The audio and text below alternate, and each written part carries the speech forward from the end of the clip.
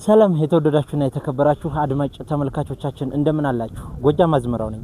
ይህ በአማራ ፋኖ ብሔራዊ ንቅናቄ በቴዎድሮስ ህዝብ ሚዲያ ክፍል እየተዘጋጀ የሚቀርብላችሁ የዕለቱ ፕሮግራም ነው። በዛሬው ፕሮግራማችን መጋቢት 30 7ኛው ወር 2018 ዓ.ም ጀግናው የአማራ ፋኖ ተዋግቶ ከጠላት ጋር አንገት ለአንገት ተናንቆ ነፃ ባወጣት በምስራቅ ጎጃም ዞን በሰዴ ወረዳ እንገኛለን። ያለነውም ሰዴ ከተማ ላይ ነው። ስለዚህ በዛሬው ዕለት ደግሞ የአማራ ፋኖ ቴዎድሮስ ህዝብ አመራሮች የ201ኛ ኮር አመራሮች ከሰዴ ህዝብ ጋር ያደረጉትን ውይይት እናስቃኛችኋለን። ምን ጉዳዮች ነበሩ የሚለውን አብረን እናያለን። መልካም ቆይታ ይሆንላችሁ።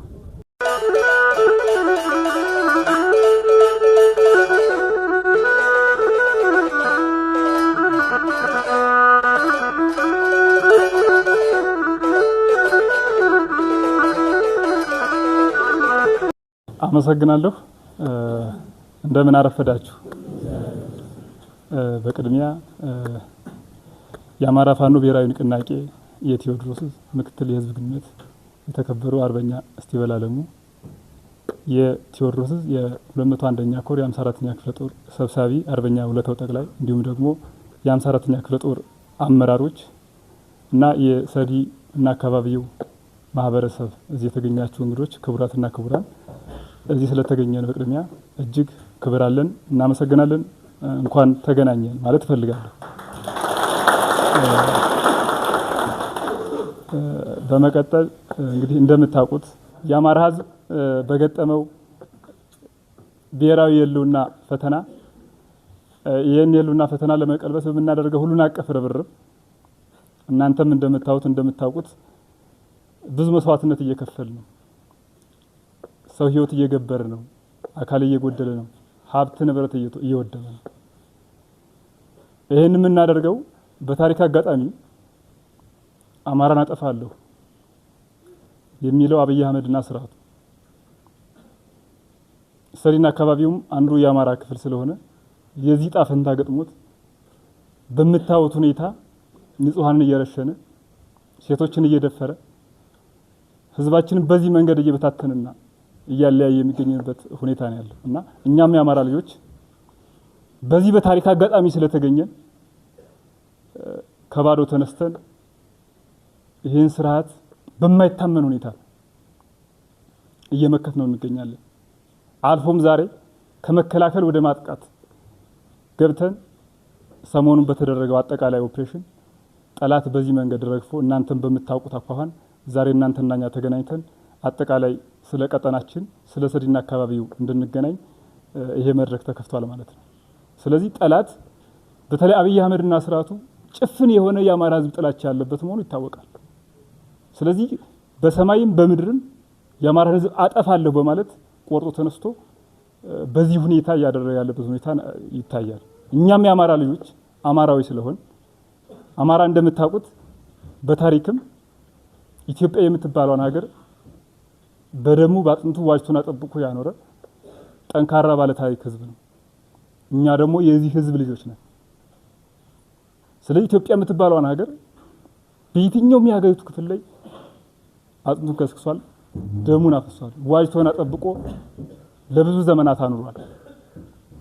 ይሄን ሀገር የጠበቀ ህዝብ ግን በዚህ በታሪክ አጋጣሚ ጠላቴ ነው ብሎ እኛ ታገለን ወደ ስልጣን ያመጣ ነው አሸባሪው አብይ አህመድ የአማራ ህዝብ አጠፋለሁ ብሎ ቆርጦ ተነስቶ እንደምታዩት ነው። ሆኖም ግን እኛ አማራዎች ነን።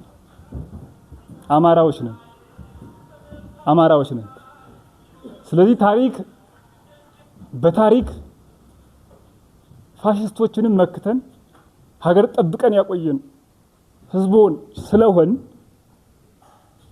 አሁንም ሀገር እንገነባለን፣ አሁንም ሀገር እንጠብቃለን። ስለዚህ እኛ የምንታገለው እነሱ እንደሚሉት ሳይሆን ኢትዮጵያ የምትባለውን ሀገር ወደ ቀድሞ ክብሯ መመለስ ነው።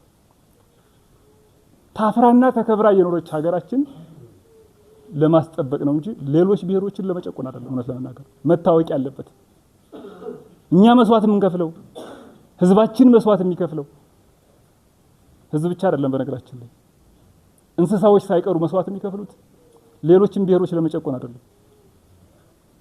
ጠላታችን አብይ አህመድና ስራቱ እና የሱ ጋሻ ጃግሬዎች ናቸው። አይታችኋል።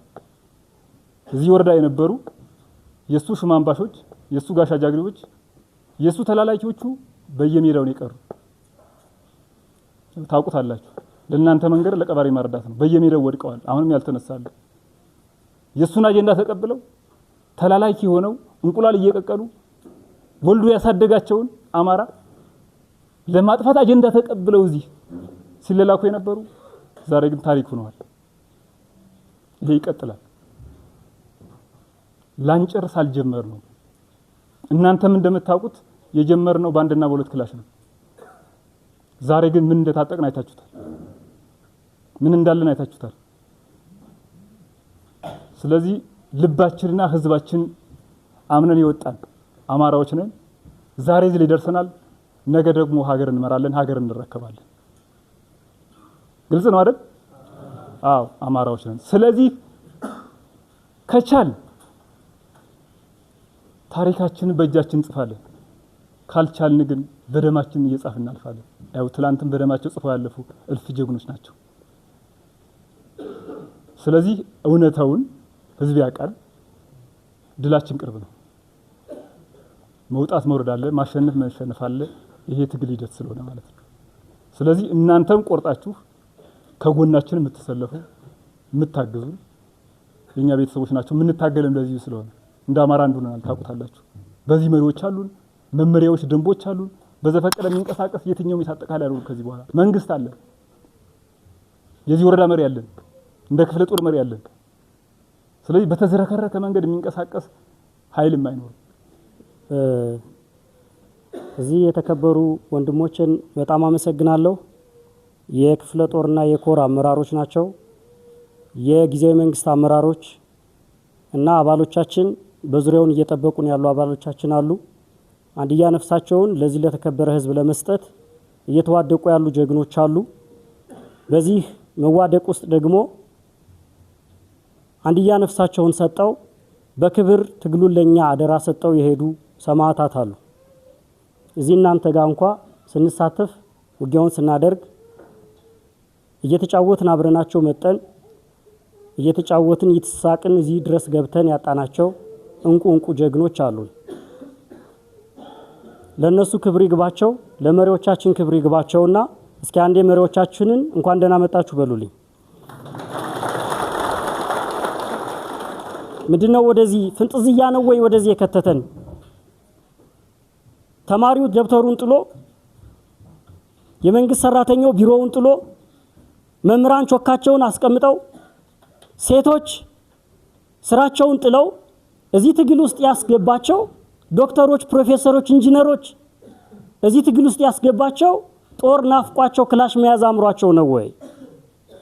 ሞት ናፍቋቸው ነው ወይ እዚህ ውስጥ የገቡ?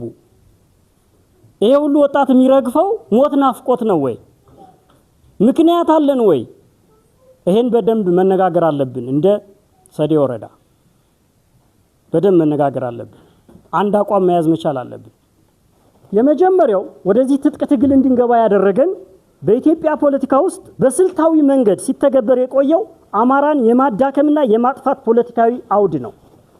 በስልታዊ መንገድ አማራ ሙሉ በሙሉ የማዳከም የማጥፋት ሲስተማቲካሊ ማለት መንግስት ሆን ብሎ ደግፎት ማለት ነው።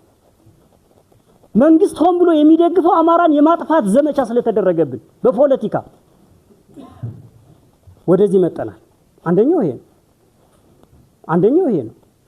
ንብረታችንን እንኳን ይዘን እንዳንወጣ ከተለያዩ ከተሞች ላይ ንብረት እያቃጠሉ ወይም እየወረሱ ሙሉ ቤተሰቡን እያጠፉ የመጣችሁ ስለምትኖሩ ከዛ አካባቢ ላይ ይሄ ድል ገጠመን።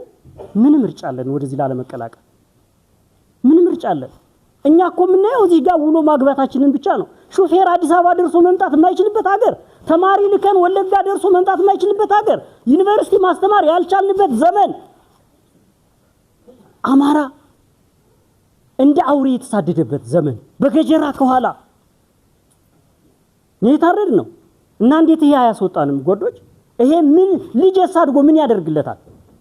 የኔ ልጅ ምንድነው የሚጠብቀው? ዩኒቨርሲቲ አይሄድ፣ አዲስ አበባ ደርሶ አይመጣ፣ ወለጋ ሄዶ አያለማ፣ ሐረር ሄዶ አያለማ፣ በክልሉ እንዳንቀመጥ ክልሉ ድረስ ጠላት ልኮ በመከላከያ በሚባል የአብይ አህመድ አሽከር እያስጨፈጨፈው ነው። ምን ያደርጋል ታዲያ የኔ ልጅ መወለድ? ጀግና ወንድ የሆነ በክብር መሞት አይሻል? ትላንት እዚህ ጋር ጠላትን ተረፋርፈው በክብር የሞቱ ጀግኖቻችን የነሱ ድል አያምር? ጠላትን ፊት ለፊት ጉሩምቦ ለጉሩምቦ ተናንቆ መሞት እድል አይደለም? ሴት ልጅ ቤተክርስቲያን ያገለግል የነበረን ካህን አሃዱ አብ ቅዱስ እያለ የሚያገለግለውን ካህን ማረድ ይሄ ያሳብድም? በዓለም ላይ እኮ እንደ አማራ ህዝብ ግፍ የደረሰበት ህዝብ የለም።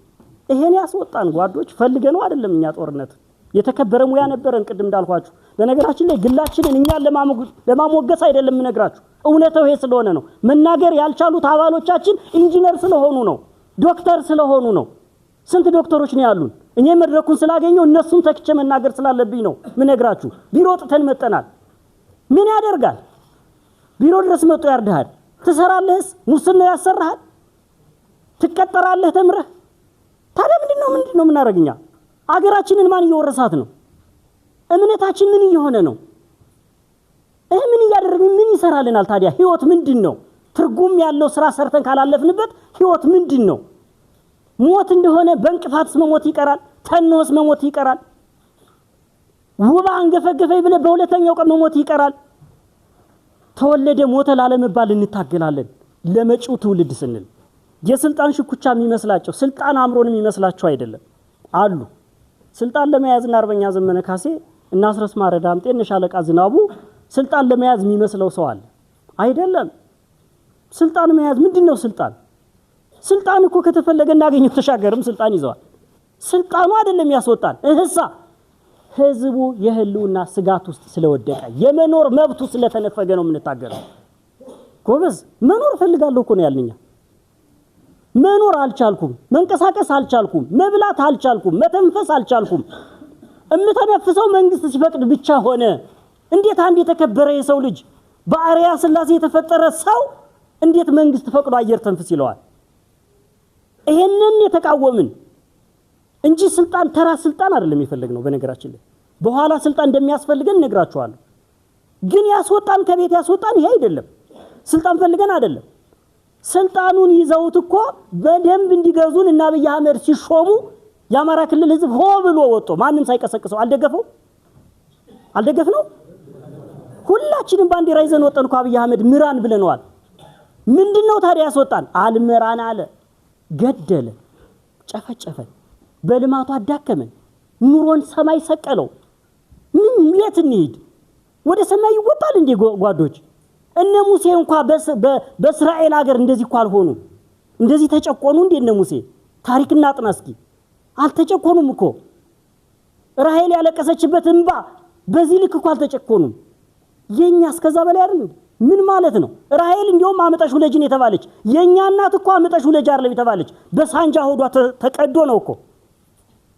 ነይ ወንድ ነው የወለድሽ ሴት ወንድ ይገደላል ተብላ የተገደለች። አማራ እኛ ምድር ላይ አይወለድም ተብላ የተገደለች የኛ እናት። ምን ብንበድለው ነው እግዚአብሔር?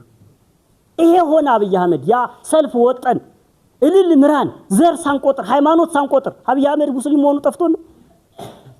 ኦሮሞ መሆኑ ጠፍቶ ነው? አይደለም። ዘር ሳንቆጥር ሃይማኖት ሳንቆጥር ምንም ነገር ሳናይ ምራን ብለነው ነበረ። አልመራም አለ። ገደለን፣ ለያየን፣ ከፋፈለን፣ ጦር አዘመተብን። ስለዚህ የስልጣን ጉዳይ አይደለም የሚያታግለን። ግልጽ ነኝ? የመኖርና ያለ መኖር ጉዳይ ገጥሞን ነው የምንታገለው። መሳሪያ ያዘ ነው። እስክሪብቶአችንን እየጣል ደብተራችንን በየቦታው እየወረወርን ወደዚህ የመጣ ነው። መኖር አትችሉም ተብለን ነው። ባህላችንን፣ እምነታችንን፣ እሴታችንን ከምድረ ገጽ ለማጥፋት እንዲጠፋ ለማድረግ የሚደረግ የራስን የመከላከል ትግል ነው እያደረግን ያለን። ባህላችን አረንጓዴ፣ ቢጫ፣ ቀይ ባንዲራ እስኪ ሄደ መስቀል አደባባይ ላይ ለብሳት ይተንቀሳቀስ ወንድ ከሆነ አዲስ አበባ ላይ አትችልም።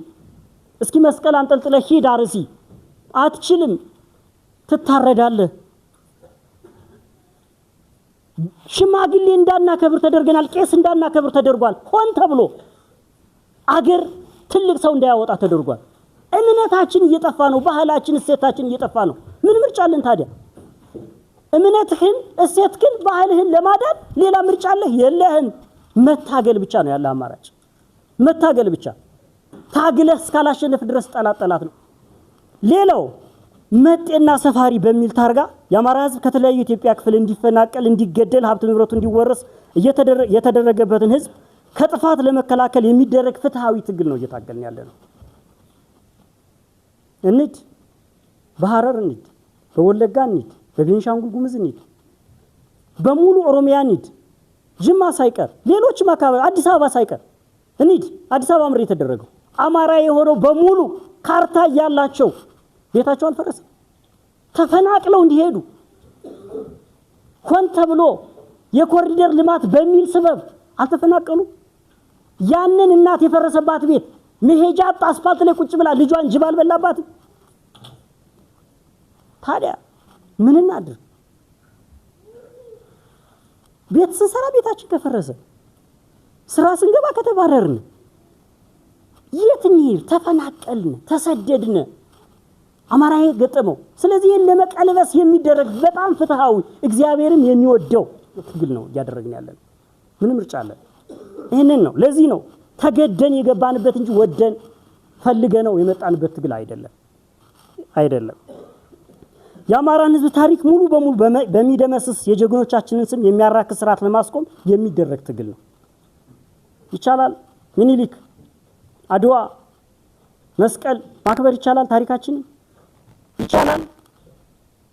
አሁን ዛሬ እንደጥንቱ ሂደን ፒያሳ የአድዋ ዕለት አድዋን ማክበር እንችላለን። አባቶቻችን የሞቱበትን መንግስቱ ኃይለ ማርያም ሶማሊያን ድባቅ የመጣበትን የዚያድ ባሬን ጦርነት በዓል ማክበር እንችላለን። በላይ ዘለቀ የኛ ነው እንደውም አይሉህም። ዘፈን ስዘፍን እነ ፋሲል ደግሞ ዘፈናችሁ ተብሎ አልተገረፉም። ይቻላል። የታለ ዳኛው አለ ዛሬ ጀግና ስላወደሰ አለ ባገሩ ተሰዷል። አየህ ጀግና እንዳይኖረን አማራ ጀግና የሚባል እንዳይኖረው እናሳምነው ጽጌን አልበላም። እየመረጠ እነ ሳሙኤል አወቀን አልበላም። ይሄ ስርዓት ያልበለው ነገር የለም። ይሄ ስርዓት ታሪክ እንዲኖር አይፈልግም። ይሄ ስርዓት በህይወት እንድትኖር አይፈልግም። ስለዚህ እንታገላለን፣ ታሪካችንን እናስከብራለን። ታሪክ የሌለው ህዝብ እኮ መረን ምን ያደርጋል? ወደፊትም መሄድ አይችልም፣ ወደ ኋላ መመልከት አይችልም እኮ። እውር ድንብር ጉዞ ነው የሚጓዘው ታሪክ የሌለው ህዝብ። ታሪካችንን ማስጠበቅ አለብን ብለን ፍትሃዊ ጦርነት ነው ያደረግን ያለነው። የተከፈተብንን ያውም ደግሞ እኛ አይደለንም ማወቅ ያለባችሁ። ውጊያውን የጀመርነው እኛ አይደለንም። ሱሪያ ያስወልቀሃለሁ በ3 ቀን ብሎ ነው መጡኛ ጋር ጦርነት የከፈተ። ለምን? በኋላ ምን ነው ይሆናል። ሌላው የአማራን ህዝብ የዘነጋ የሀብት ክፍልና ልማት አልተደረገለትም። ለዚህም ነው የምንዋጋው። ለኦሮሚያ ምን ይሰጠዋል? ማረሻ ለገበሬው ትራክተር አላያችሁም እንዴ? ለብዙ ዘመናት ሲከፋፈል የኖረው ባለሀብት ሆን ተብሎ እየተፈጠረለት ነው። እኛ ጋርስ ጥይት ነው የሚላክልን። እኛ ጋር ፖሊስ ኮሌጅ ነው የሚከፈትልን። ስንት ፖሊስ ኮሌጅ ነው ያለ አማራ ክልል? እንደዛ ነው እኛ ጋር የሚደረግልን። የእርሻ ትራክተር መሳሪያ ነው የተፈበረከልን አይደለም። ዛሬ እንኳን በዚህ ሰዓት ጋዝ ነዳጅ እየመጣ ያለ ወደኛ ይመጣል። ለምን? እኛ የተጠላን ህዝቦች ነን። እኛ እንድንጠፋ የተፈረደብን ህዝቦች ነን። ስለዚህ የሀብት ክፍፍሉ ፍትሃዊ አይደለም፣ ያዳላ ነው፣ በዘር የተነከረ ነው፣ ቆሻሻ ነው።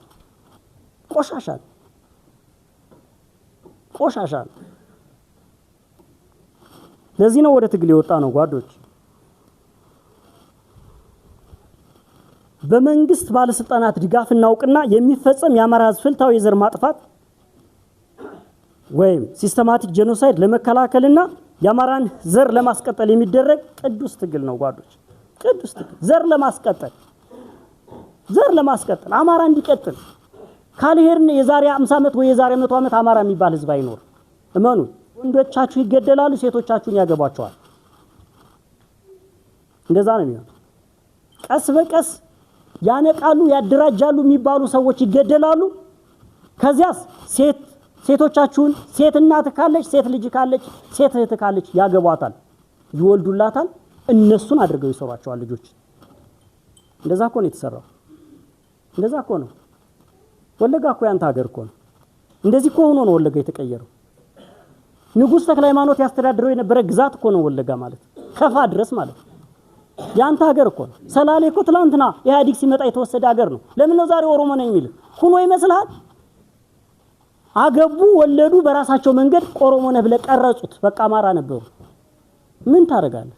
አሁን የሚቀጥለው እዚህ ይመጣሉ፣ አንተን ይገላሉ፣ ቀስ በቀስ እናገራለሁ ስትል ይኮረኩማሉ፣ ይገላሉ፣ ያጠፋሉ፣ ሚስትን ያገባሉ፣ ልጅን ያገባሉ፣ የነሱን የሚመስል ሰው ይወልዳሉ። በስርዓት ቀርጸው በትምህርት ቤት አስተምረው ኦሮሞ ነኝ ወይም ሰንበዲ ነኝ ብሎ እንዲወጣ ያደርጉታል። ትጠፋለህ ማለት ነው። ቀስ በቀስ አገር አልባ ትሆናለህ ማለት ነው። ይሄን የሚያደርጉት ግን መንግስት እያገዘው ነው። ታውቃለህ? ይሄን የሚያደርገው መንግስት ራሱ ነው። በዛ ሸኔ በዛ ምናምን ብሎ ያቋቁምልሃል። ሲገል ዝም ብሎ ያያል። ከዛ ስትጮህ ዝም በል ሸኔን የገደለህን ያደለውም ዝም በል የከሌን የገደለህን ያደለውም ይልሃል ማለት ነው። በዚህ መንገድ ቀስ በቀስ ትጸዳለህ አማራ ይሆንክ በሙሉ። ይሄንን መከላከል ዘር ማቆየት ስላለብን እንታገላለን። የአማራ ትግል ያሳካቸው የፈለጋቸው 4 መሰረታዊ ነገሮች አሉ። አንብባችሁ ድረሱበት። እኔ ስማቸውን ብቻ ጠቅሳለሁ። አንደኛው ህልውናውን ማረጋገጥ፣ በህይወት እንዲኖር ማስቻል ማለት ነው። እዚህ እስኪሆን ድረስ እንታገላለን። ህልውናችን እስኪረጋገጥልን ድረስ እንታገላለን። ሁለተኛው ፍትህ እስኪከበር ድረስ እንታገላለን። የገደሉ ያፈናቀሉ የጨፈጨፉ በድሮ በጀት የገዛ ህዝብ በጀት ይደበደባል። ጓዶች፣ አባቶች፣ እናቶች የገዛ ህዝብን በጀት ትደበድባለህ። የገዛ ህዝብን ጠላት ነህ እንዴ አንተ? በድሮን ትደበድባለህ። የትኛው ሀገር ነው እንደዚህ ያደረገው? የለም። ይሄን ያደረጉ አካላት በፍትህ በፍርድ ቤት ቀርበው ሲፈረድባቸው ማየት እንፈልጋለን። መግደል አይደለም የኛ ዓላማ። ታውቃላችሁ? ፍትህ ማረጋገጥ ነው የኛ ዓላማ። ጽኑ ፍትህ፣ እውነተኛ ፍትህ እንዲያደረጉ የጨከኑ በደርግ ጊዜ ይሄን ያደረጉ በነገራችን ላይ ተጠይቀዋል። ቀይ ሽብርና ነጭ ሽብር የሚባሉ አባቶች ታውቁ ይሆናል አይደል? ቀይ ሽብር የፈጠሩ አሜሪካ ሸሽተው የሄዱ ዛሬ ታስረዋል። አሜሪካ ላይ ክስ ተመስርቶ ማለት ኢትዮጵያ መግባት አይችሉም። እዚያ እስክንደርስ ድረስ ፍትህ እስከምናሰፍን ድረስ ትግላችንን እንቀጥላለን። ሶስተኛው ለክብራችን እንዋደቃለን። አማራ የሚባል እንስሳ ሆኗል ብያቸዋለሁ። እንደ እንስሳ እየታደነ ይገደላል። አማራ ነው፣ ሰው ነው፣ አይነካም፣ አይገደልም እስኪባል ድረስ እንታገላለን። ክብራችን እስኪመለስ የሀገር ክብራችን፣ ባንዲራችን፣ እምነታችን ብዙ ክብር አለን እኛ። ክብራችን እስኪመለስ ድረስ እንታገላለን። እነዚህ 3 ዓላማዎች አሉ። ወደ ትጥቅ ትግል ስንገባ አስገዳጅ አሁናዊ ምንድነው? ኢሚዲየት ኮዙ አሁን እንድንገባ እንዲሁ ቀጥታ ያን ያህል ሰላማዊ ሰልፍ አድርገን የፓርቲ ትግል አድርገን እንዲሁ በድንገት ነው አይደል አብዮቱ የፈነዳ? አስበንበት አቅደንበት ነው። በእኛ እቅድ መሰረት አብዮቱ ይፈንዳ ቢባል ገና ጊዜ ይኖረው ነበር። ግን ድንገት ነው የተከሰተው። ምንድነው ድንገት ያስነሳው ነገር ካልነ አንድ 3 ነጥቦችን አንስቼ እዚህ ያለውን ርዕስ ላጠቃልል። አንደኛው የአማራ ህዝብ ብሶት በ3 ሳምንት ለማንበርከክ የሀገሪቱ መከላከያ ክልሉን መውረሩ ነው። በ3 ሳምንት ውስጥ አጸዳለው አለ ጀነራል ማነው ያ ፊልድ ማርሻል ነው የምትሉት ምርኮኛው ብርሃኑ ጁላ የአማራን ህዝብ በ3 ሳምንት ውስጥ ጥቃት ፈትቼ አንበርክኬ ሱሪውን አስወልቀዋለሁ አይደለም ትጥቁን አለ። የአማራ ህዝብ ደግሞ ስነ ልቦ ነው እንደዛ አይደለም። ትጥቅ የሚፈታ ሱሪን የሚፈታ አይደለም። የለም እናንተና እኛ አንተዋወቅም። የአማራ ህዝብ ሱሪውን ፈቶ እኮ ሰው አይነካም። ሽንት ቤት የተቀመጠ ሰው አባቶች በሽመል ዳችሁ ትማታላችሁ፣ ይማታል። የአማራ ስነ ልቦና አይማታም። ተነስተና ወንድ ንቅጠብ ተብሎ ተፎካክሮ ቦታ ቀጥሮ ነው የሚማታ እንጂ ሱሪን አስወልቃለሁ አለ። የአማራን ስነ ልቦና አላወቀውም። ለዚህ ነው ሱሪያችንን ሲያስወልቀን ትጥቃችንን ሲቀማን ዝም ብለን አናይም ብሎ ህዝቡ ሆ ብሎ ወጣ። የህዝብ ትግል ነው፣ የእናንተ ትግል ነው፣ የኛ ትግል ነው። የዘመኑ አደራ ነው ይሄ። የዘመኑ አድዋ ነው። በነገራችን ላይ ይሄ ትግል እንጠፋለን። ጣሊያን ኢትዮጵያን ወራ ቢሆን ድሮ ባህላችን፣ እምነታችን፣ ሁሉ ነገራችን ይቀየር ነበር። አሁን ከዛ የባሰ ነው። ይሄ መንግስት አሁን ያለው ስርዓት ካሸነፈ እንዲያውም አማራ አይኖርም። ሰው ባህል ምንድነው ሳትኖር? እምነት ምንድነው ሳትኖር? የለህማ። ስለዚህ ይብሳል። ካድወው ጦርነትም የባሰ ጦርነት ውስጥ ነው ያለነው። አልገባንም። ግን ቀልድ ነው የሚመስለን። ቤታችን ድረስ እየመጣ እየገደለን ግን እንደ ቀልድ ነው የምናየው። የሰው ሞትን ተለማምደነዋል። እሱም እውነቱን ነው። ሰው ግደሉ አለ። ከዛስ በሬሳው ላይ ዛፍ ተክልበታል። ጥላ ይሆነዋል አላለንም? በቴሌቪዥን ወጡ። እንዲሁ ህፃን እግዚአብሔር ሲቆጣ እንዲህ አይነት ነገስታትን በወንበሩ ላይ ያስቀምጣል። በነገራችን አቡነ አብርሃም ትዝ ይላችኋል። ገና ትግሉ ሲጀመር አብይ አህመድ እንደመጣ ባህር ዳር ሄዶ ነበር። ምናልባት 3 ሳምንት የሞላው አይመስለኝም ከተሾመ። ምንድነው ያሉት አቡነ አብርሃም? አንተ ወይ እግዚአብሔር የላከልን መልአክ ነህ ወይ ደግሞ ጅራፍ አድርጎ እግዚአብሔር በበደላችን ምክንያት ልትገርፈን የላከ ሰው ነህ አሉት። ስለማስታውሰው ነው ያን የቴሌቪዥን ፕሮግራም ልትገርፈን ነው ያሉት። እንዳሉትም አቡነ አብርሃም ክፉ ትንቢት ሆኖባቸው አብይ አህመድ እየገረፈን ነው ያለው። ሌላው የአማራ ህዝብ ለዘመናት ታጥቆት የነበረውን መሳሪያ ለመግፈፍ በተደረገ ሙከራ ወደዚህ ትግል የገባ ነው። የሌሎችን ክልሎች ልዩ ኃይል በመካናይዝድ እያደራጀ በተለይ የኦሮሚያን በመካናይዝድ እያደራጀ የአማራ ልዩ ኃይል ግን በማፍረስ የአማራ ህዝብ እንደፈለገ ለማጥፋት የተደረገ የትጥቅ ማስፈታት ሂደት ወደ ትጥቅ ትግሉ ፈጥነን እንድንገባ አድርጎናል። ልክ ነው አይደል? አዎ። ሌላው በርስቶቻችን ላይ የአማራን ህዝብ ጥቅም ያለማከለ የፕሪቶሪያ ስምምነት ርስቶቻችን ወልቃይት ራያን የተመለከተ ስምምነት ሲያደርግ የአማራ ህዝብ ያልተወከለበት ነበር። ልክ ነው አይደል? የፌደራል መንግስቱን የተወከለ ስምምነት ሲያደርግ እኛ የለን ማናውቅ። ሶስተኛው አጀንዳዬ የአብይ አህመድ አገዛዝ በአማራ ህዝብ ላይ ጦርነት ከከፈተ በኋላ ምን እያደረገ ነው? አሁን በህዝባችን ላይ መጣ፣ ቀጥ ብሎ ክልላችን ገባ። ከዚያስ ምን አደረገ? ምን ገጠመን? እውነት ሊያጠፋን ሞከረ ወይስ ሊከላከለው ህዝቡን ሞከረ? ታውቃላችሁ መቼም እኛን ጽንፈኛ ሽፍታ ምናምን ነው አይደል? ከጽንፈኛው ለመከላከል ራሱ ህዝቡን በስናት ስርዓት አስተዳደረው ወይስ መከራ ዘነበበት? እኔው አንድ ባንድ የመጀመሪያው ለዘመናት የአማራን ህዝብ ለማጥፋት የታለመውን እቅድ ለማሳካት በድሮንና በጀት በከባድ መሳሪያ ጥቃቶች በመፈጸም ህዝብን ጨፈጨፈ። አዴት ላይ ዲያቆናት እየተማሩ አልተጨፈጨፉ በድሮን። ፍኖተ ሰላም ላይ ገበያ ላይ ህዝብ ላይ ድሮን አልተጣለም። ገደብ ላይ ሌሎችም አካባቢዎች ላይ አልሆንም። የምታውቁት ነው። ስለዚህ ህዝብን ሊጠብቅ አይደለም የመጣው፣ ሊጨፈጭፍ ነው የመጣው። ሊጨፈጭፍ አጋጣሚውን አገኘው። እሰይ አሁን በደንብ ልበቀለው አማራ። ይሄን ነው ያደረገ ያለው። ህዝቡን ለማንበርከክ ትምህርት ቤቶችን፣ ሆስፒታሎችን፣ የሃይማኖት ተቋማትን የጥቃት ኢላማ በማድረግ ያወደመ ይገኛል። የትኛው ትምህርት ቤት ነው አሁን ሰላም ያለ? ሁሉም ወድሟል። ሆስፒታል ሳይቀር ደብድቧል። ታውቃላችሁ? ጤና ጣቢያዎችን ወሎ ላይ እኔ በጣም ማስታውሰው ወሎ ላይ ጤና ጣቢያ ከነርጉስ ሴት ልትወልድ እንደገባች መንግስት እንደዚህ ያደርጋል እንዴ? መንግስት ቢሆን ኑሮ የምር ሊያጠፋን ስለፈለገ ነው ይሄን እያደረገ ያለው። ሌላው ነፃ እርምጃ መውሰድ ደብረ ማርቆስ ላይ ወጣቱን አሰልፎ አረሸነ። እናንተ ጋር የለም የተገደለ ምንም ሳያጠፉ ከፋኖ ጋር ምንም ግንኙነት ሳይኖራቸው እንዲሁ ከቤታቸው አውጥቶ አረሸንም። አላያችሁም? ይሄን አድርጓል።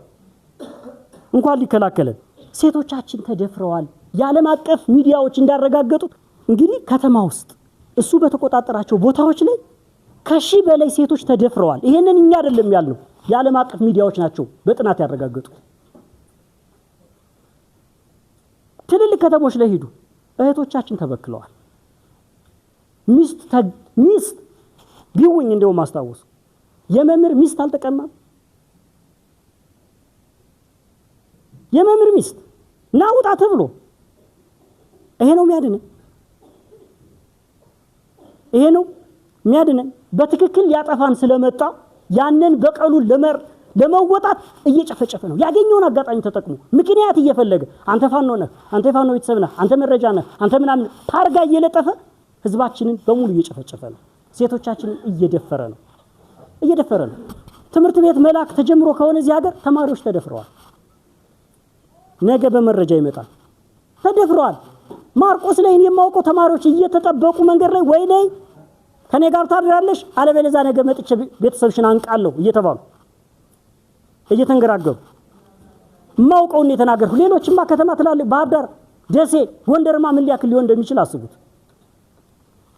ስለዚህ ይሄንን አደረገ አብይ አህመድ አማራ ክልል ገብቶ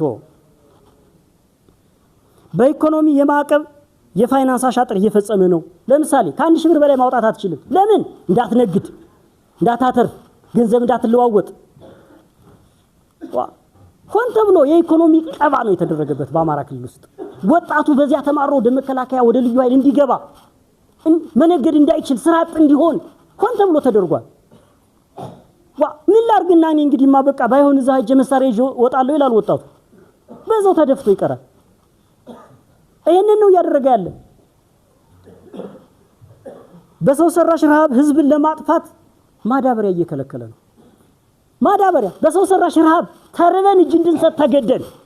ገበሬው እኛ ጋር አካባቢ ያለው ሸቀጥ እንዳይደርስለት መኪና ትራንስፖርት በመደር ህክምና እንዳያገኝ ሆስፒታል እንዳይገባ ወላድ ትከለከላለች። አምቡላንስ እኛ ጋር መጥቶ ወስዶ ያውቃል። እኔ የተገጠምኩ እኔ እናቲት ምን አገባት? እኔ ጋር ይግጠም እንደወንድ። እናንተኛ ጋር ስትመጡ እንደዛ እናደርጋለን እንዴ? ባንዳ ካልሆንክ ከመንግስት ጋር ካልወገንክ በስተቀር ለምን እኛ ጋር መጣ ብለን እናገራለን? አንናገርም። እነሱ ግን አንድ እርጉዝ ሴት በአምቡላንስ እንዳትደርስና እንዳትገላገል አምቡላንስ ከልክሎ እናቶቻችን በመንገድ ሁሉ እየወለዱ እየሞቱ ነው። ይሄን እያደረገ ነው። ማዳበሪያ በተለይ ማዳበሪያ ወይና ግብር ክፈል ወይ አልሰጥህም ማንገራገሪያ መያዣ ሰው ለሚጎርሰው እሱም እኮ የሚበላ ገበሬ ያመረተው ግን እንዳናመርት እየተከለከለ በዛ ላይ ዋጋ እየጨመረ አንድ አመት ላይ ካምና ወይም ታቻምና እኮ ኦሮሚያ ክልል ይሸጥ የነበረው ማዳበሪያና እኛ ጋር ይሸጥ የነበረው ማዳበሪያ በእጥፍ ነበር። እኛ ዳታውን እናውቃለን። በእጥፍ ወጣቱ ስራ አጥ እንዲሆንና ለስደት እንዲዳረግ ተደርጓል። ለስደት እንዲዳረግ መውጫ ስለሌለ ጎጃም መውጫ ስለሌለ በነገራችን ላይ የወሎ ወጣት የት አለ አሁን? የለም እኮ ወጣል። ባህር በልቶታል የወሎን ወጣት። ምን ይስራ እዚህ ተቀምጦ? በዚህ እሱ ያን ከተማ ሲቀመጥ አንተ ጡንቻ በጥበጥ ያለ ነፋኖ ነው መሰል ተብሎ ይገደላል። ውሸት ዋሹ እንዴ? የኖራችሁበት አይደል? እንዴው ጸጉሩ ከፍ ብሏል አንተ ፋኖ ነህ እንዴ? መውጫ መግቢያ እኮ ነው ያሳጡን ጓዶች።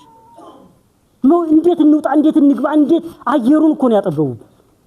ይሄንን ነው አብይ አህመድ እያደረገ ያለው። ወደን አይደለም ወደ ትግል ይገባ ነው፣ ወደን አይደለም። ሌላው በጥንቃቄ እንድታዩት የምንፈልገው የአማራ ህዝብ ሁሉ ጊዜ ከሌላ ህዝብ ጋር ተጣልቶ እንዲኖር ነው የሚፈልገው። ወዳጅ ህዝብ እንዲኖረው አይፈልግም። ከፈለገ ከጉምዝ ጋር እንድንጣላ ከዚህ ከሰሜን ከትግራይ ጋር ለዘላለም ተጣልተን እንድንኖር ከኦሮሚያ ጋር ተጣልተን እንድንኖር ነው የሚፈልግ። የተወሰነች ግንኙነት ካለች ከህዋት ጋር ሊሰሩ ነው። እሱ ከህዋት ጋር እየሰራ አይደል? ጌታቸው ረዳ ምንድነው ሲባባሉ የነበሩ? ጌታቸው ረዳና አብይ አህመድ ምንድን ሲባባሉ ኑሮ ነው ዛሬ አብረው እየሰሩ ያለ? ከህዋት ጋር። ህዋት የኛን አጀንዳ ከተቀበለ ለምን አንሰራ? አማራ እንዳይጠፋ ታገላለሁ ካለ ለምን ነው ማንሰራ? አብረን ዋናው መደራደሩ ነው ጓዶች። ዋናው አስገድደ እሱ በእኛ ትከሻ አይደለም ወይ 4 ኪሎ ይገባ እሱ ተዋግቶ ነው። አባቶች ትላልቆች ይናገሩ። እውነት ነው። እንደ ህዋት አማራ ክልልን የበደለ ጀግኖቻችንን የበላ እርጉም ወደፊትም የምንከሰው ኃይል አይኖርም። እውነቴን ነው የምላችሁ። እንደ ህዋት የበደለ አማራ እንዲገለል እንዲጠላ በሌሎች አካባቢዎች ጨቋኝ ተብሎ እንዲፈረጅ ያደረገ ህዋት ናት። ግንሳ ይሄ ተብሎ ዘላለም ትግራይና አማራ ለዘላለም ሲጣላ መኖር አለበት? በቃ ስንጨፋጨፍ ነው መኖር ያለብን? ሰላም አይመጣም። ሲጀመር ትግራይና አማራ እኮ 90% ያክል እንዲሁም ከ90% በላይ ባህሉ አንድ አይነት ነው፣ እምነቱ አንድ አይነት ነው። ለምንድን ነው አንድ አይነት ህዝብ የሚጨፋጨፈው? ወንድማማች ህዝብ እንዴት ይሄንን መጣላት ፈለገ? ዋናው ነገር አጀንዳችንን እንዲቀበሉት ማድረግ ከቻል ወይ የህዋት ከኛ ጋር በመጣችና በታገለች እኔ አብይ አህመድ ለመጣል የሚታገል የትኛውም አካል ጋር እንሰራለን። የትኛውም አካል ጋር ግን እሱ እንደነውር ሁሉ ጊዜ እየተጣላ እንድንኖር ይፈልጋል። ሁሉ ጊዜ እየተጣላ እንድንኖር አናደርገውም። ግን እኛ አባቶቻችን ልጆች ነን። የኛ አባቶች እኮ ጓዶች አይደለም ትግሬ ድረስ ሄዶ መምራት አልፈው የመን ድረስ ይመሩ ነበር እኮ።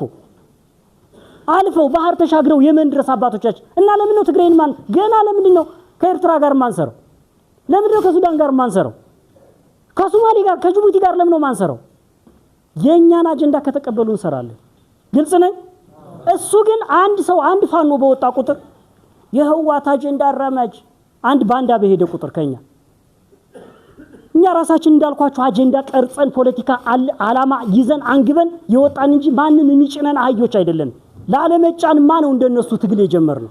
ለዓለመጫን ተጭነው እንደ አህያ አይደል እንደ እነሱ አይደለም የሸጡን እኮ ተጭነው ነው እንደ አህያ ተጭነው ይሄው ነው ጓዶች ባጭሩ ያፋኖ ትግል አሁን የደረሰበት ደረጃስ ምን ያክላል ምን ደረጃ ላይ ነው ያለው ምንድን ላይ ናችሁ በሉን የምርህን መንግስት የማሸነፍ አቅም እየፈጠራችሁ ነው ወይ ፕሮግረሳችሁ እድገታችሁ ምን ይመስላል የሚለው መታየት አለበት አንደኛው ትግሉ ሲጀመር የተከፈተብንን ወረራ ለመመከት ነበር ሁላችንም ተከላካይ ነበር አሁን ግን አጥቂ ሆነናል እና ተቋምም ወደ ተቋማዊነትም ተሸጋግረናል የተበታተኑ የፋኖ ቡድኖች ነበሩ ወደ አንድ ወጥ ተቋም አፋብን ወደሚባል የአማራ ፋኖ ብሔራዊ ንቅናቄ ወደሚባል ትልቅ ግዙፍ ተቋም አድገናል አንድ ድርጅትና 4 እዝ መዋቅር በመፍጠር ትግሉ ወታደራዊ ሳይንስ የሚከተል እዝና መመሪያ ያለው እንዲሆን አድርገናል በኮርና በክፍለ ጦር በማደራጀት ጦሩን በመሸከፍ ስልጡን ማድረግ ችለናል በቡድን መሳሪያና በሎጂስቲክ ራሳችንን ችለናል ከመንግስት ባልተናነሰ ደረጃ በነገራችን ላይ እዚህ የነበረው መከላከያና ልዩ ኃይል ምናምን ሆኖ የነበረው መሳሪያ እናውቃለን በፍጹም በመሳሪያ እንገናኝ ይሄን እርግጠኛ ነኝ ነው የምነግራችሁ ይሄን በእርግጠኝነት ነው የምነግራችሁ ከዛ ውጪ የብሬን የስናይፐር የዲሽቃ ምጥጥናችን እኩል አይደለም ስለዚህ እየበለጥነው ነው ስለበለጥነውንም ነው ይሄን ያክል ጠላት ደምስሰን ይሄን ከተማ የተቆጣጠር ነው አዎ ይሄን እንድትረዱ ፈልጋለሁ በፈጣን ሰዓት የተሳካ ኦፕሬሽን በመስራት ጠላትን የሚያርበደብድ የሚደመስና የሚፈራ ኃይል ሆኗል የጠራ የፖለቲካ ግብ በማስቀመጥ ግልጽ ዓላማ የሰነቀ ኃይል መሆን ያስመሰከረ ይገኛል ፋኖ ነፃ ቀጠናዎችን ጊዜያዊ መንግስት በማቋቋም የመንግስትነት ኃላፊነት እየተወጣ ይገኛል መንግስት ሆነናል 90% የሚያክለውን የአማራ ክልል ህዝብ የምናስተዳድረው እኛ ነን ከተመይት ላይ ብቻ ነው አሁን ብልጽግና የሚባለው በማን ተከቦ በታጠቀ ኃይል ተከቦ ያለ እንጂ ሙሉ 90% የሚሆነውን የአማራ ክልልን ያስተዳድርን ያለን እኛ ነን ምን ማለት ነው አማራ ክልልን የምናስተዳድር ገዢ ኃይሎች እኛ ነን መንግስቶች እኛ ነን መንግስት ሆነናል እኛ አሁን ተቋማዊ እድገት ፋኖ ነፃ ባወጣቸው አካባቢዎች ሰላምና መረጋጋት እንዲፈጥር ያስችላል ይሄ ያንዱ የመድረኩ አንዱ ዓላማ ይሄ ነው ነፃ ቀጠናዎችን እናረጋጋለን ገበያ እንዲካሄድ አሁን ነገ ባንክ ምናምን ይከፈታል ስራ ይጀምራል ማህበራዊ ስራ ገበያ ምናምን ይጀምራል በነፃነት ተሰራላችሁ በቃ ይሄን እናደርጋለን ሌላው ፋኖ በዲፕሎማሲ ምህዳሩ የዓለም አቀፍ ትኩረት ማግኘት ችሏል ጋዜጠኞች ዓለም አቀፍ አሜሪካ ሳትቀር ስለፋኖ ዕውቅና ሰጣለች ደብዳቤ ጽፋለች በዲፕሎማሲው ሳይቀር ፋኖ ተገዳዳሪ ኃይል ትልቅ ግዙፍ ኃይል ሆኖ እየመጣ መሆኑን ዓለም መስክሯል የሚቀረው ጠላትን ደምስሶ ቦታውን መያዝ ብቻ ነው የሚቀረው ከዛ ውጭ ግን አብይ ያለቀለት መሆኑን የምታወዳድሩበት ነገር ልንገራችሁ ወታደሩ የአብይ አህመድ ወታደር ማለት ነው በየቀጠናው በፋኖ እየተደመሰሰ ነው ሎጂስቲክና መሳሪያው ለፋኖ እያስረከበ ነው ወታደሩ የመዋጋት ሞራሉ እየቀነሰ ነው ይሄንን የምታዩት ነው እዚህ ወይ ድል የመጨመጡብን ይሆን ምናምን ነው ሲሉ ሲፈሩ እዚህ ስለነበራችሁ አብራችሁ ዛሬ መጡብን ነገ መጡብን ምሽ ቆፍር ሩጥ ምናምን አራው ይሄን ነው ሲያረጉ ፈርተዋል መዋጋት ሞራል የላቸው ሌላው በየቀኑ በግዳጅ የሚሰለጥነው ሰራዊት እንግዲህ ወጣቱን እያስገደዱ እንደሚያሰለጥኑ ይታወቃል የት ገባ ግን ያ ሁሉ ስንት ጊዜ ነው ያሰለጠኑ ግን ካርቶ ጨርሷል ጎበዝ በየቀኑ ኮኛ የምንቀበለው ለዛ ነው መሳሪያችን የጎለበተው ሁሉም እየከዳኛ ጋር ነው የሚመጣው ሌላውና በጣም ጠላትን ያርበደበደው ያለው ነገር ውስጥ ለውስጥ መተማመን አይችሉም ጀነራሎች ሳይቀሩ ካቢኔዎች ሳይቀሩ ከኛ ጋር ይደዋወላሉ ግማሹ የኛ ነው ግማሹ እነሱ ነው ስለዚህ በጣም ተፍረክርከዋል መናበብ አልቻሉም ምንም መስማማት የለም እነሱ ጋር ስለዚህ ጠላት አልቆለታል ትንሽ ጊዜ ብቻ ነው የሚጠብቀን የኛን አቅም አጠንክሮ የተሳካ ኦፕሬሽን ማድረግ ነው ከኛ የሚጠበቅብን እሱን ደግሞ እናደርጋለን ሌላው የመከላከያ ሰራዊት የሚሞትለት ዓላማ የለው የገዛ ህዝቡን እኮ ነው የሚጨፈጭፍ ምን ዓላማ አለው እኛ እኮ ቅድም እንዳልኳችሁ ተገፍተን ነው ለመኖር ነው የምንታገለው መከላከያው ለምን ነው የምትዋጋ ቢባል ለአብይ አህመድ ስልጣን ነው የሚለው ይሄ ደግሞ ሊያዋጋ አይችልም ለአንድ ሰው ብሎ የአንድ ሀገር መከላከያ ሰራዊት ይዋጋል እንዴ ስለዚህ የመዋጋት ሞራል የለውም ወድቋል ፍርሃት ውስጥ ነው ያለው በሙሉ ልብ 5 ሆነን እኮ ነው ስናሸብራቸው ምናደር 200 መከላከያ 5 በዛች በኩል ብንተኩስ በቃ ይሄ በሙሉ ከተማው ተቀውጦ ነው የሚውለው በቃ የለም አይዋጉም ስለዚህ አብይ አህመድ እያለቀለት ነው ጓዶች ፖለቲካሊም ካየነው ተሸንፈዋል በሙሉ ክልሎች አሁን እኮ እየተዋጉ ነው። የትኛው ክልል ነው የማይዋጋ? አብይ አህመድ የማይዋጋ ክልል የትኛው ነው? አማራ እየተዋጋ ነው። አፋር እየተዋጋ ነው። ጉምዝ ከኛ ጋር እየተዋጋ ነው። ኦሮሚያ እየተዋጋ ነው። ትግራይ እየተዋጋች ነው። ማን ነው ሻብሮት ያለ? እሺ የትኛው ሀገር ነው ሰላም? አዲስ አበባ ናት ሰላም? አገር ማለት አዲስ አበባ ናት? በቃ ሙቷል። ፖለቲካሊ ሙቷል። የኑሮ ውድነቱን እዩት። የት ደርሷል? ሽንኩርት ስንት ነው? ዘይት ስንት ነው? ሳሙና ስንት ነው እየገዛችሁ ያላችሁ? ነዳጅ ስንት ነው? ጤፍ ስንት ገባ? እስኪ ኑሮውን ተመልከቱት። እስኪ ዘይት ስንት ነው አሁን? ኑሮ ውድነቱ በኢትዮጵያ ላይ ጭኖታል። ለምን ሲባል? ለአብይ አህመድ ቤተ መንግስት ግንባታ ሲባል፣ ለሱ መቀናጫ መኪኖች ሲባል አይችልም። ስለዚህ አብይ አህመድ ሙሉ በሙሉ ከህዝብ ስነ ልቦና ተፍቋል። ህዝቡ አሁን በየትኛውም ቦታ ያለ የኢትዮጵያ ህዝብ አብይ አህመድ ተገረሰሰ ቢባል በአንድ ደቂቃ ሰልፍ ይወጣል። ሁሉ ጠልቶታል። እድሉን ብቻ ነው የሚጠብቅ። ጸሎት ላይ ነው ህዝቡ። እመኑኝ፣ ጸሎት ላይ ነው። እባክህ ይሄን እንዲህ አይነት አረመኔ መንግስት ምን ብንበድልን ያመጣህብን? እባክህ ይቅር በለን ጌታ ሆይ። ኤሎሄ እያለ ነው ህዝቡ። ኤሎሄ እያለ ነው ሙሉ ዳር እስከ ዳር። ውጊያውን አያወቀው፣ ፖለቲካውን አያወቀው ህዝቡ። የሚገዛት ሳሙና፣ የሚገዛት ዘይት፣ የሚገዛው ልብስ፣ የሚገዛው ጫማ ግን ህዝቡን አንገፍ ግፎታል ጓዶች። በዚህ ላይ ሙስናው፣ በዚህ ላይ ዘረኝነቱ ምን አለ እስኪ የምንኩራራበት አሁን ምንድነው? እስኪ በዚህ ስርዓት ይሄ ደና ነው የምንለው የለም።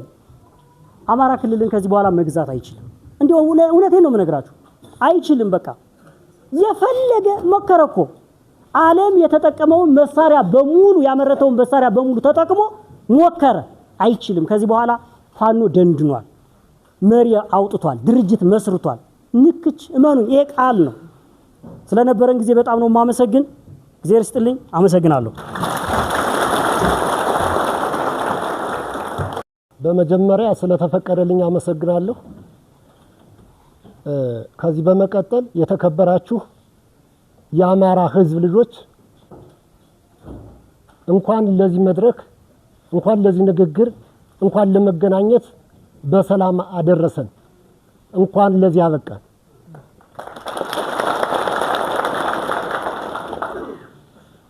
ከዚህ በመቀጠል ምናልባት ለመናገር አቅሙም ያሰኛል፣ ስሜታዊም ነው።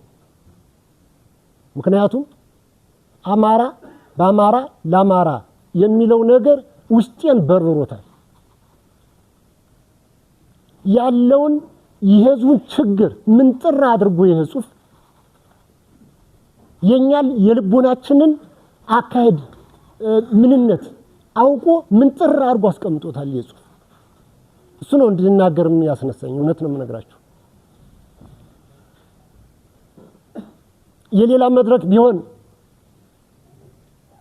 የነህዋት መድረክ ቢሆን፣ የነበልጽግና መድረክ ቢሆን ይሄን ሁሉ በርብሮ ይሄን ሁሉ ምንጥር አድርጎ ያስቀምጠው ነበር። እስኪ አባቶች፣ ወጣቶች ካሁን ቀደም ስንነጋገር ስንገናኝ ኑረናል። ዛሬም እየሰማን ነው። እስቲ እናመዛዝ ነው። በአጠቃላይ የአማራውን ልቦና ምንጥር አድርጎ የዋጣ ጥናታዊ ጽሑፍ ተቀምጧል እና እውነቱን ለመናገር ካልሆነ በስተቀር ከዚህ ጽሑፍ በላይ ያለ ነገር የለም። ትክክለኛውን አቅጣጫ ይዛችሁ እየተንቀሳቀሳችሁ እንደሆነ እየሞታችሁ እንደሆነ አረጋግጦልናል። ይህ ጽሑፍ የአማራውን መብት አስከብራለሁ ብሎ መጀመሪያ ከመጣ በኋላ በትረ ስልጣኑን ከጨበጠ በኋላ ቃል ሜዳን የተደፋ ተግባሩ ሌላ ነው የሆነ። ይሄ አልከበር ሲል ቁርጠኛ አማራ ልጆች ከተለያየ ቦታ ስራችሁን ትታችሁ፣ ከተለያየ ስልጣን ስራችሁን ትታችሁ፣ ሙያችሁን ትታችሁ ልትሞቱ ወጣችሁ። አይገርምም? እየሞታችሁም አየናችሁ። መጀመሪያም እንዴት እንደተጀመረ እንደዋዛ እንደተጀመረ እኛ አልገባንም። ሲጀመርም ራሱ አልገባንም ነበር። ዛሬ ነው እውነታውን ስናረጋግጥ ያመን። ከዚህ በኋላ ከዚህ እውነት በላይ ምን አለ? ለምን አብሬ ዛሬ ደፋ ብዬ አልቀር? እውነቴን ነው የምነግራችሁ። መሞት አይቀር። ግን ደግሞ የአማራ ታሪክ የኔት ቴዎድሮስ ሀገር እንደዚህ ሆኖ ሲበደል ሲያለቅስ ወጣት ይቁም መወለዱን ቀርቶ ማደጉም ይቁም ሲባል ከዚህ በላይ ምን አለ?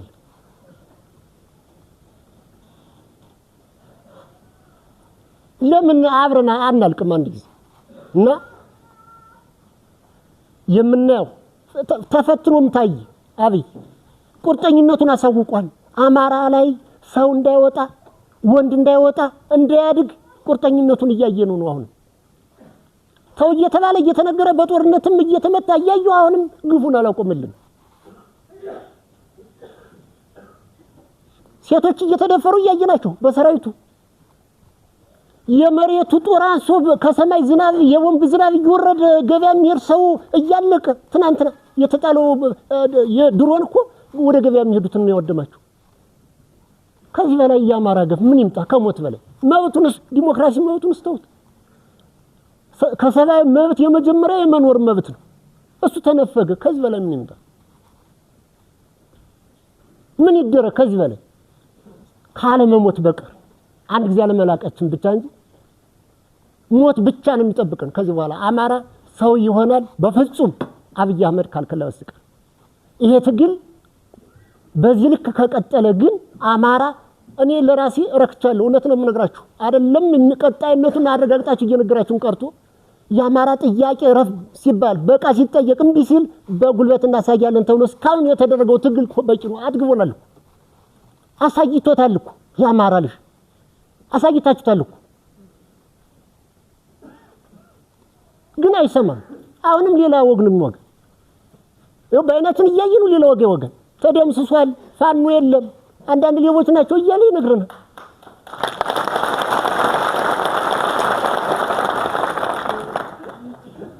በጣም በሚገርም አልሰማችሁም? ወጣቶች ተደምስሷል ምንም ፋኖ የለም ይላል። ግን እኛ እያየን እንስቃለን። እውነት ነው የምነግራችሁ። አንዳንድ ሌቦች ዘራፊዎች ናቸው ሲል እዚህ እንደው ስንቱን ልናገር ይሆን? ከተማ እንቀመጥ እባክህን ስንል ግብሩ የት እንዳለ ተምረው ልጆቻችን የመንግስት ስራ በሚሰጡበት ጊዜ ምን እንደሚባሉ ማን እንደሚሾም ማን ስራ እንደሚሰጥ አስቡት። ወደ ገጠር ወተን እንራስ ስንል ደግሞ መጀመሪያ ላይ ይወሰናል። በዚህን ዋጋ ይባላል ይወርዳል። እኛ ዘንድ ሲደርስ የዚህን ክፈል ታጥፎ በላይ እዳው በዛ። ምን አድርገን እንረስ?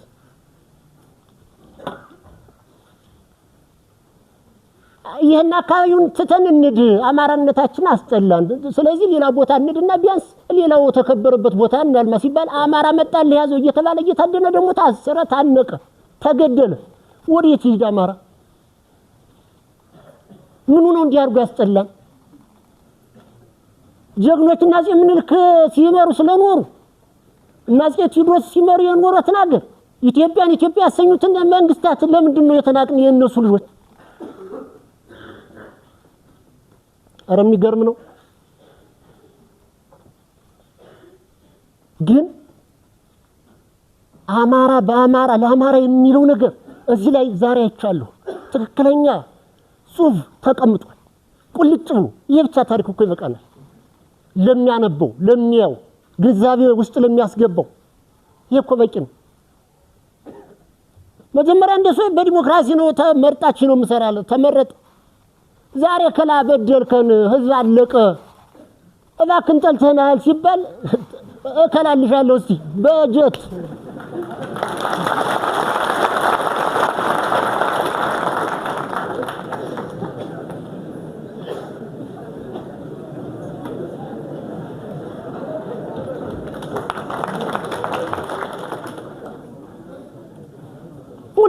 የሚገርመው ነገር በጣም ከውስጥ የማይወጡ ማለት ነው። ምንም የማያውቁ ልጆች ወጣቶች ያው አጀንዳው ስለሆነ ጉርጓድ ቆፍር ተብሎ በቁመቱ ልክ ምንም የማያውቅ ልጅ እኮ እዚህ ውስጥ ጉርጓድ ውስጥ እኮ ዝቅዝቅ ተመቶ እዚያው ላይ አፈር ተመልሶበታል። ይሄን አላየንም፣ አልተመለሰበትም። ጠጉሩን አድርጎ ስለታየ ብቻ ጠጉራቸው እየተነጩ ልጆቻችን እየተነጩ ማናባት ካሳድጋለ ጠጉር ምን አለ ጠጉር ነው መድኃኒዓለም የፈጠረውን ፀጉር ማለት ነው እየተነጨ ፀጉር እንደፈለገው የራሴ ሰማይ መብቴ ነው አይደል ፀጉር ያበጀልኝ መድኃኒዓለም ግን ማን ነው አሳደገ እየተነጨ ፀጉር እየተገረፈ እየታሰረ ነው ያለው ወጣቱ ምንድነው አጀንዳው እዚህ ጽሑፍ ላይ ተቀምጧል የአማራ ልጅ እንዳያድግ እንዳይወጣ የተወሰነ ውሳኔ ስለሆነ ያንን ውሳኔ ለመፈጸም ስለሆነ ነው ይገባናል ግን ደግሞ መናገር አንችልም ምን አድርገን እናገር ለማን ይጮሃል ዝም ብሎ ማየት ካልሆነ ወይ ሌላ መንግስት ገለልተኛ ሰው መጥቶ ሰውየውን ረፍ የሚለው ቢኖር ነው እንናገር ነበር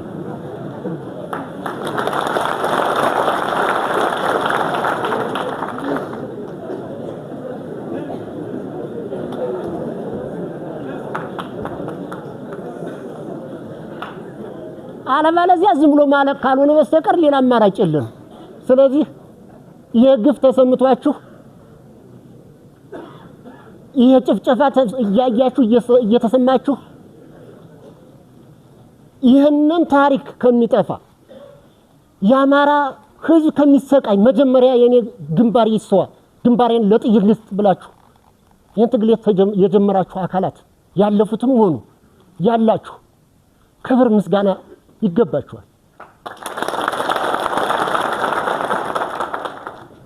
ከዚህ በላይ እኔ ተናግሬም አያልቅልኝም እውነት በሌላ ቀን እንገናኛለን ብዬ አስባለሁ ዛሬ ብቻ አይደለም እንገናኝ የሌላ ቀን እንደው በጽሁፍም በምንም ብለን እንደው ሌላም ጽፎልኝ ቢሆን እንደው ያስነበኩ ብናገር የውስጤን ከምንም በላይ አንድ ቀን ሙሉ እላለሁ እውነት የኢትዮጵያ ታሪክ ምን እንደነበረ ኢትዮጵያ ምን እንደነበረች በክርስቲያን ሃይማኖት ትመራ የነበረች ኢትዮጵያ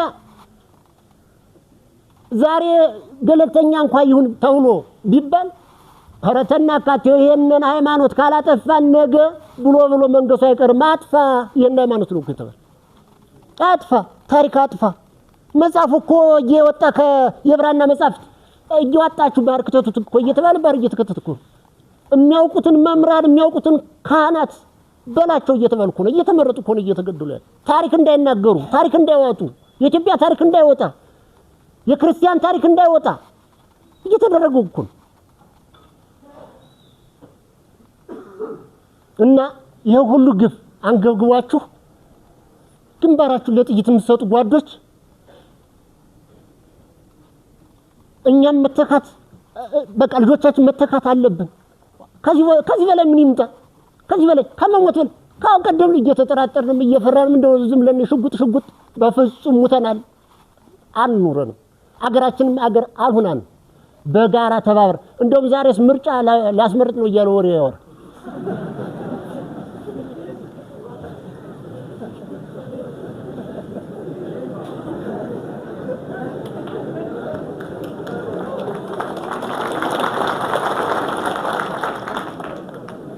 አይገርምም ግን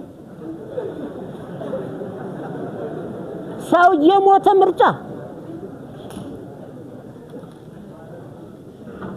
የሞተ ምርጫ እዚያው ዝም ብሎ አሁን እናንተን እንደው የተወሰነ ዛሬ መጥቶ እርግጥ ሊመጣል አንድ ቀን እንደዚያ ሊወር ይችላል ሆነ እዚያው አርዱ ይግደለን እንጂ ከምንም በላይ ተዚህ በኋላ እምንመርጠው ነገር በገዛጃችን መረጥን ብለን ነው እንደሚያሰቃይ ስለዚህ ይግደለን እዚያው በቃ አንድ ጊዜ ነው በቃ እኔ የምለው እሱ አማራጭም ይሄ ከዚህ በላይ ደሞ መርጠኛል እያለ ደሞ ነገ ማን ነው ግርፋቱን የሚችል ስለዚህ እውነተኛ ምርጫም እንደማይከል ይታወቃል ታላው ላይ ወደ ምርጫ መዝገብ ምንም የምንነዳው ነገር ነው ለራስ የለኝም እዚያ አንቆይጣልኝ በቃ ምንም ጨርሻለሁ አመሰግናለሁ እንደ ብዙ መግለጽ ፈልጌ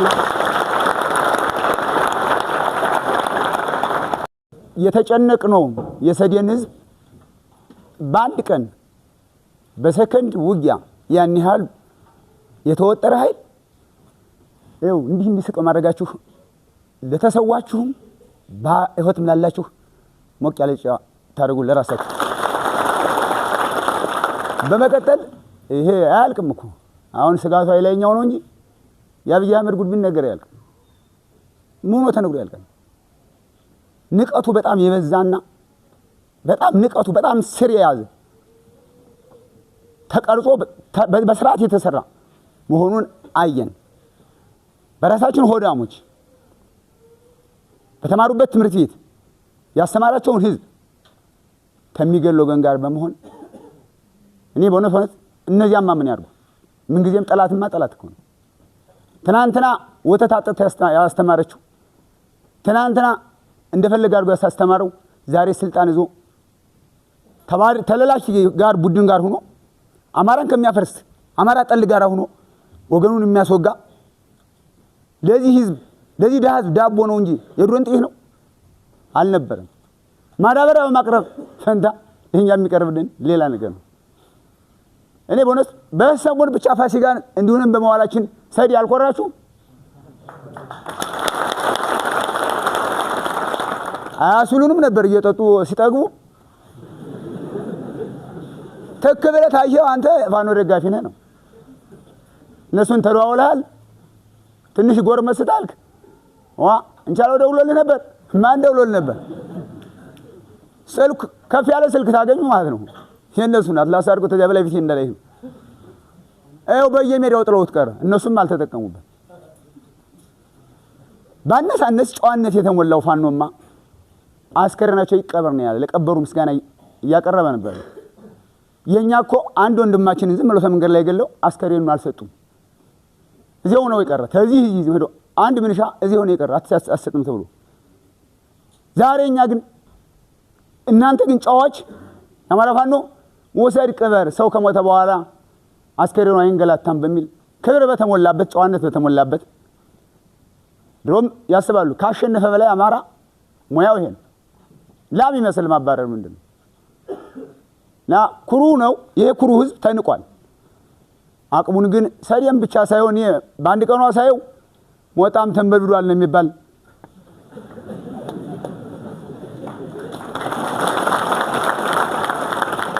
እና የሚገርመኝ ነገር ከወለጋ ከተለያየ ቦታ ተፈናቅሎ እምን ላርግ ብሎ ጓዙን ጭኖ አገሩ መጥቶ የተቀመጠን ህዝብ እዚያው ደግሞ አትቀመጥም ብሎ ወደ ጃፉ ላይ ጦር ሲላክበት ዝም ብሎ የሚያይ እኔ አማራ ነው አልለው። እንደኔ ተንግድ ቆርጫለሁ። ተስያ ተሟጣን አማራ አይደለም ምግሩን እየበላው ጅብ ተው የኔ ንግር ነው የሚበላ እንዳለው ነገር ነው። ስለዚህ ማንም ሰው እንደኔ ብድግ ብሎ ራሱን ማዳን እንዳለበት ነው። በቃ ራስን ከራስ በላይ ምንም ነገር ስለማይመጣ ማለት ነው። ማንም ሰው ሊኖር ሊማር ምናምን ምን ሆነ የሚማር በየትኛው ትምህርት ቤት ነው የሚማር? ካምፕ አድርገውት እንዴ? የእውቀቱን ምንጭ እኮ ካምፕ አድርገውታል። ቤተክርስቲያናችንን ምሽግ አድርገውታል። ሚካኤልን ጊዮርጊስን የተከበረውን እምነታችንን ማለት ነው።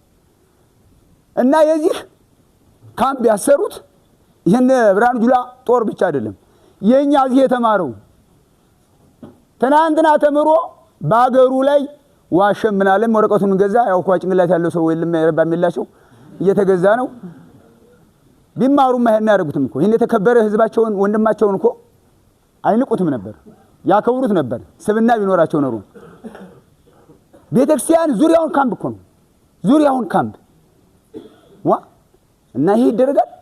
እኔ አንድ መከላከያ ሰራዊት እኔ ቢደርስልኝ እንደውበት ነግሩት ድንበር ሲጠብቅ እንጂ የራሱን ህዝብ ሲወጋ ይሄ ለመጀመሪያ ጊዜ ነው። ለመጀመሪያ ጊዜ ነው። አራሹን መከላከያውን እኮ የሚቀልበው ይሄ ገበሬ ያረሰው ነው። እሱንም ማይደግፍ ሰው እኮ ማዳበሪያ ያገኝ። አሁን ዛሬ በፍላጎት ይሄ ወጣ። አንዳንድ ጌሻ ማዳበሪያ ታገኛለህ ይባል ምገዛለሁ እንጂ ነው የሚል ግዳጅ ካልተያዘ እነሱ ቢጠሩ ይሄን ያህል ህዝብ አይገኝም። ይስሪ ህዝብ ያው ፊቱን እየዞረ አንገቱን ቀርቆሮ ነው አዳምጧቸው የሚሄድ። እስቲ ያለ ፈገግታ ይሁት የዛሬዋ ደስታ ብቻ አትበቃን። ስለዚህ ወደፊት እኔ የምለው ወደፊት የምለው ማስቀጠል ያለብን የነበላይ ዘለቀንና እነ ፕሮፌሰር አስራት ቀርጸውት ሄዱትን እዛችሁ ታልፈሩን ተከተላችኋል። እስከ መጨረሻው ድረስ አማራን ሊያጠፋ የመጣን ኃይል አባይ እንዳይሸገር አድርጎ አንኮታውሶ ማስቀረት ነው። የማንም አደራ ነው እና በጣም ነው የሚያሳዝን። የሰሪ ህዝብ በዚህ ልክ በመጎዳቱ ነው አጋልጦ የሚሰጠው። ከዚህ በኋላም ቢመጣ ሰድ የገባለው ታለ ከዚህ በላይ ፋኖ ሆኗል ህዝቡ። እኔ የሚደርሳቸው መልእክት ይደርሳቸው እንደው ጆሮ ካላቸው ከሰሙ መጣን ምናል ዶረና አንድ ቀን አንድ ሀያል የግደል ዝዋዳ ደግሞ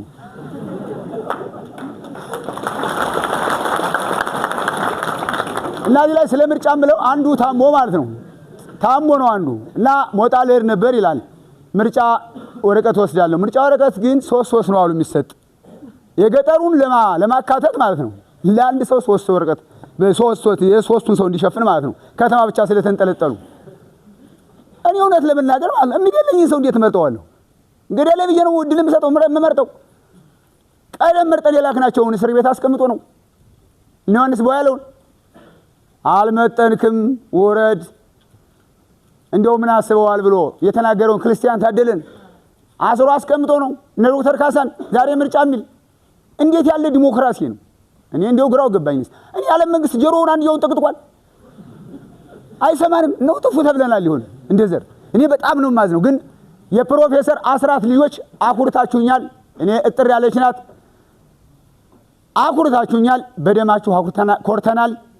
የሰዴ ህዝብ ወደፊት መረጃ የምትሆንም እዚያም ይሆን ወርክ ትኖራለህ። አሁንም ዛሬም እዚህ የምትሆን ወደፊት ያንን ወደዚያ ጣልና ፋኖ ይቅርባይ ነው ተፋኖ ጎን ሆነን እንቅስቃሴ አድርገን ወንድሞቻችን እያሳረፍ ወደ ትግሉ እኛ ተቀላቅለን ሲዛሬ መማር የለበት በበልጥ ወጣት አለም ያለ እስኪ አሁን ትምህርት ተዘግቷል።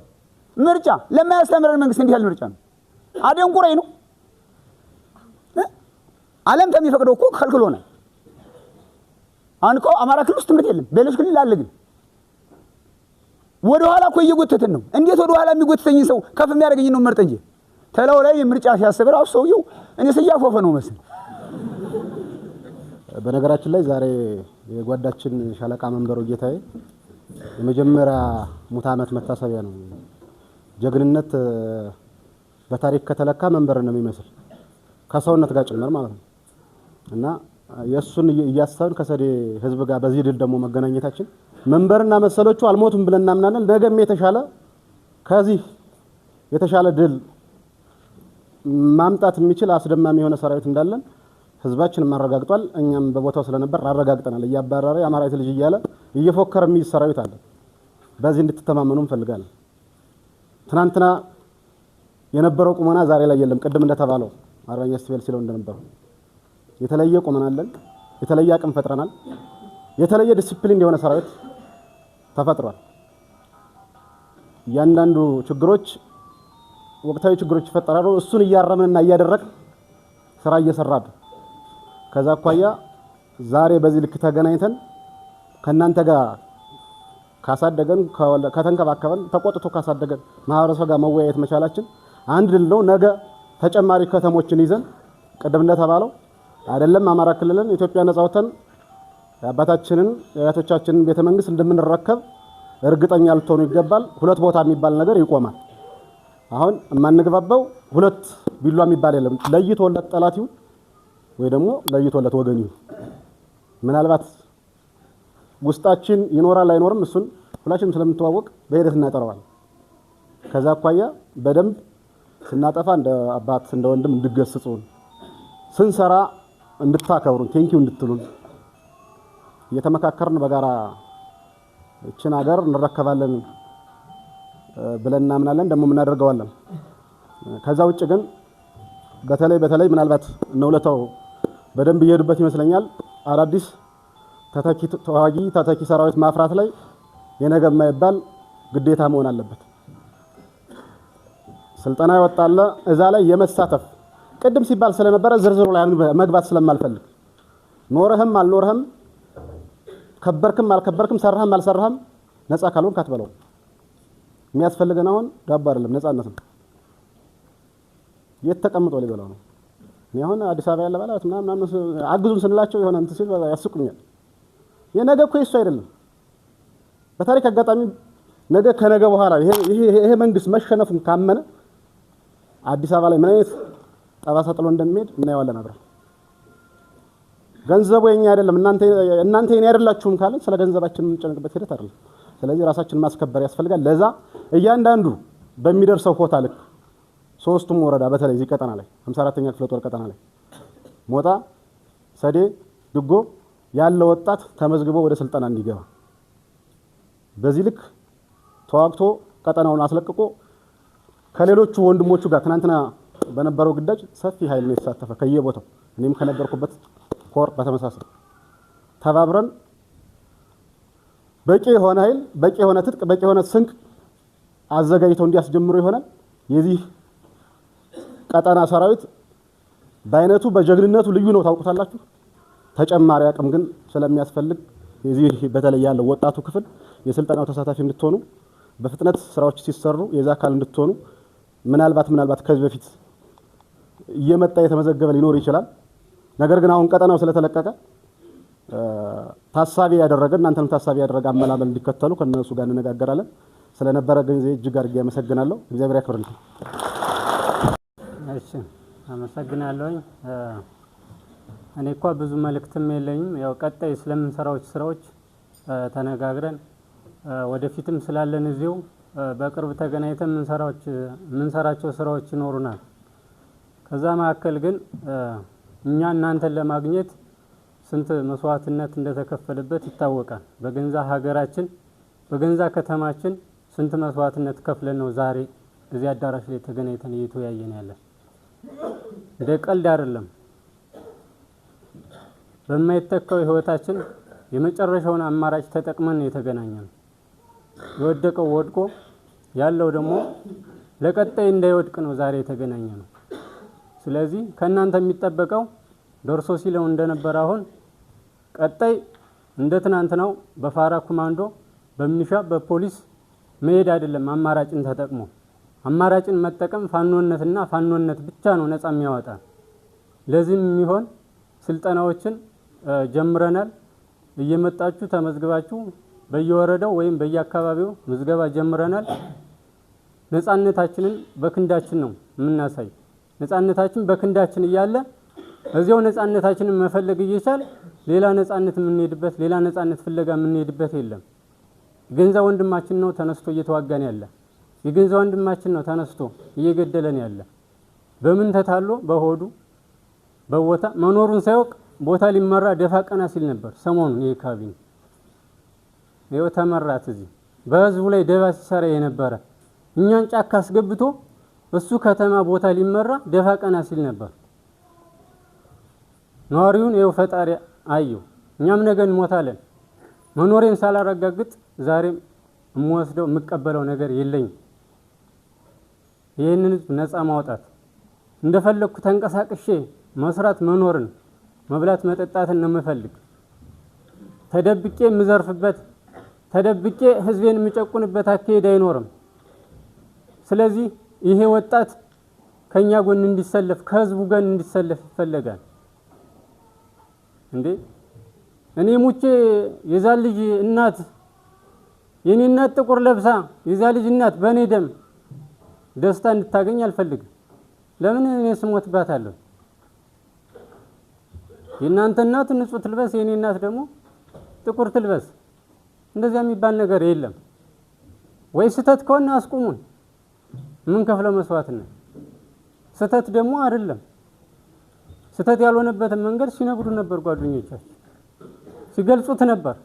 ፈልገነው አይደለም ሞትን ተገደን ነው እየሞትን ያለን። ተገደን እስከሆነ ድረስ ወይ ሁላችን ወደ ሀዘን ገባለን ወይ ሁላችን ወደ ደስታ ወደ ነፃነት እንሄዳለን። ይህንን አማራጭ ብቻ ነው የምንጠቀመው፣ ሌላ አማራጭ የለንም። እንዴ እኔ እዚህ ጋር ያለሁት ከሁላችሁ በታች እንጂ ከሁላችሁ በላይ አይደለም።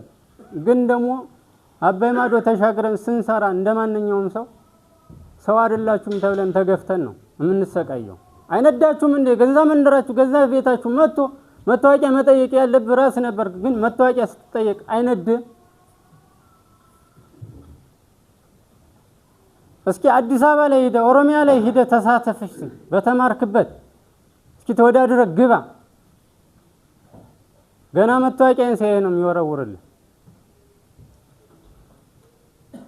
ዛሬ ደግሞ መንደራችን ውስጥ ገብቶ የፈለገውን ነገር እያደረገ ስንት ችግሮችን እየፈጠረ እየገደለን እያረደን ስንት ነገር እየተሰራብን ማንነቃ በሆዳችን የሚያባብለን ባረቅ የሚታለል ማህበረሰብ እኔ በጣም ግርም ይለኛል።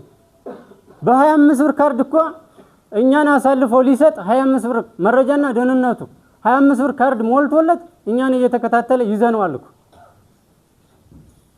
እንግዲህ በ25 ብር ካርድ ማለት ነው ስለዚህ ከዚህ ራሳችንን እናጽዳ። እስኪ እኛ ሞተን ምን ደስታ አለ? ትናንትና እኮ የሞቱ መንግስትም የሚፈልገው መንግስትን የሚፈልገው ራሳችንን እንዲያገዳድል ራሳችንን ነው እያጠፋፋን ያለ። ትናንትና እዚህ ጋር የወደቁ እኮ የገንዘብ ወንድሞቻችን ናቸው። ማን በሰራው ሴራ? አብይ አህመድ በሰራው ሴራ እስበሳችን ያጋደለን ማለት ነው። በምን እየደለለ?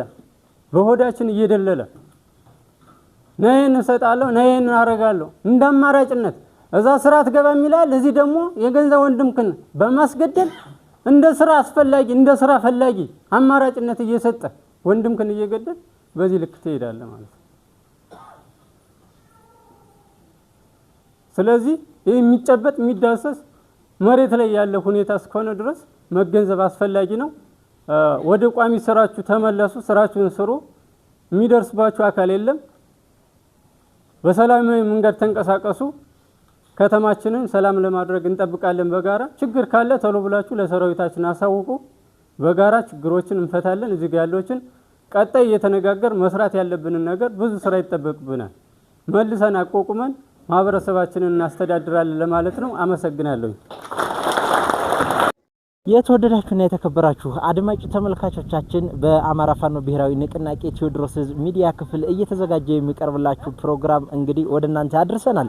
በዛሬው ፕሮግራማችን ከሰዴ ህዝብ ጋር ያደረግነውን ውይይት ነበር ያስቃኘናችሁ። በሌላ ጊዜ በሌላ ፕሮግራም እስከምንገናኝ ድረስ ቸር ሰንብቱልን። ሰናይ ጊዜ ይሆንላችሁ።